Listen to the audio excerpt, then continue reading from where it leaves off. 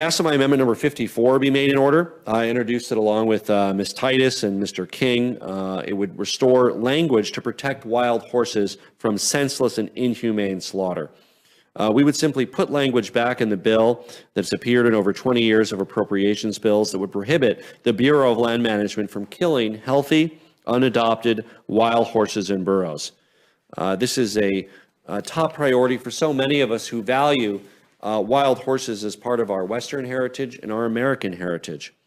80% of Americans favor continuing congressional protections for wild horses.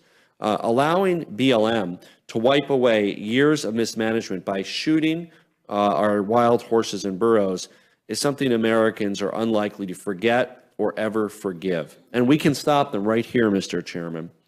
Yes, there's challenges to be faced in the management of our wild horses, but the BLM has failed in actually doing constructive planning.